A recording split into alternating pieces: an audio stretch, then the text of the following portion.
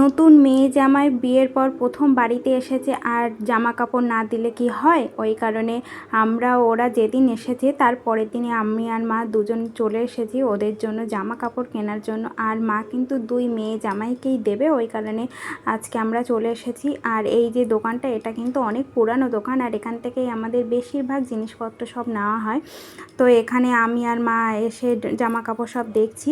আর তারপরে এখানে ওদের দুজনের জন্য, মানে আমার বোনাই আর আমার বরের জন্য ড্রেস পছন্দ করা হয়ে গেছে। মা এখানে দুজনের টি শার্ট দিচ্ছে, প্যান্ট দিচ্ছে, আর আমার বোনের জন্য কুর্তি দিচ্ছে, কারণ শাড়ি তো সবসময় পরা হয় না, কুর্তিটাই সবসময় পরা হয়, তো ওইটাই নেওয়া হচ্ছে।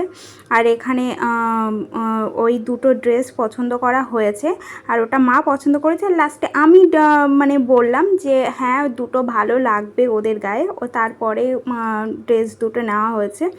আর এখানে যে ড্রেস দুটো দেখানো হয়েছে, মানে এখানে ব্লু আর ইয়েলোটা নেওয়া হয়েছে। ব্লুটা নেওয়া হয়েছে আমার বোনাইয়ের জন্য আর ইয়েলোটা নেওয়া হয়েছে আমার বরের জন্য।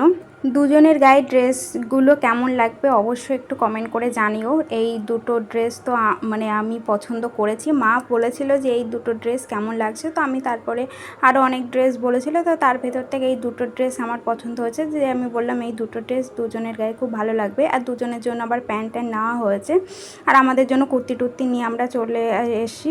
আর তারপরে এই আমরা একদম বাড়ির মুখেই আসার মতো হয়েছি। আর মানে যখনই আমি আর মা বাইরে বেরোই, মানে সব সময় তো শ্বশুরবাড়ি থেকে তো আসা যায় না, আর যখনই আসা হয় তখনই আমি আর মা দুজনেই কেনাকাটা করতে বেরিয়ে যাই।